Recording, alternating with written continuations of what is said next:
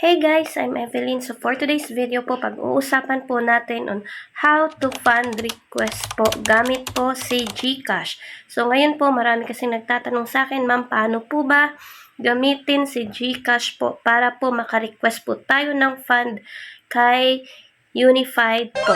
So, ito po, bibigyan ko po kayo ng idea. So, ayan. But before that po tayo magpo-proceed, please do follow, subscribe po, and comment po for more updates. Thank you and God bless po sa lahat. Start na po tayo. Okay, so hello po. Ito po yung una nating itatackle. How to fund request in version 2 using GCash in online banking. So, ito po yung dapat nating tandaan yung company bank account po natin. So, dalawa po yan. Meron tayo sa BDO at sa Security Bank. So, sa BDO po, meron tayong pay-in at saka yung request. So, be sure po na doon tayo sa account name ng request po. Okay? So, next, ayan, i-open po natin ang ating GCash account. Enter your password or MPN. And then, punta tayo sa transfer. Ayan po. Then, BDO kasi BDO po yung gagamitin natin. So, ayan, ito po yung ni-request ko po. So, 42 plus account name po, complete name po yan, and then account number ng bank. Ayan po. And then, yung Gmail natin. So, be sure na meron po yan. Kasi doon po isi-send yung ating receipt. And then, so, ito po yun. So, we need to review kung tama po ba ang sinulat natin. And then, after that, so, ito po yung mangyayari, bank transfer is being processed. So, punta tayo sa Gmail account natin. Tingnan natin doon. May isasend po si GCash na ganyang receipt. So, be sure na itong resibo na to yung ating isisave.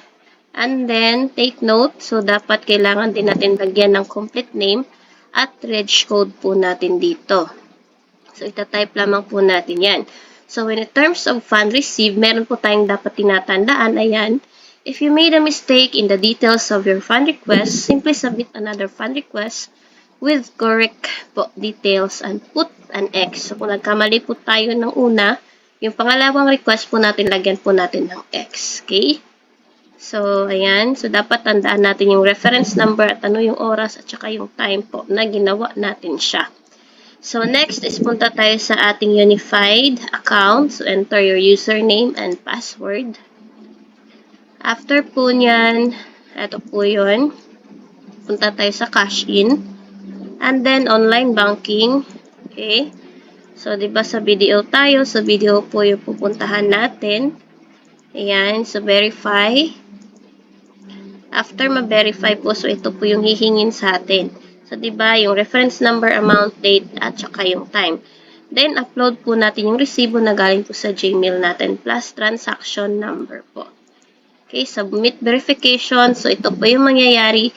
Ayan, pending po siya. So, transaction is being processed. So, okay nyo po yan. So, maya-maya po, meron na pong darating sa ating e-cash po. So, ayan, ganun lang po kadali mga partners ang pagpa-fund request po. Okay? So, ayan, learn fast to earn fast para po naman madali natin gawin ang ating mga negosyo. So, thank you po sa ating lahat and God bless.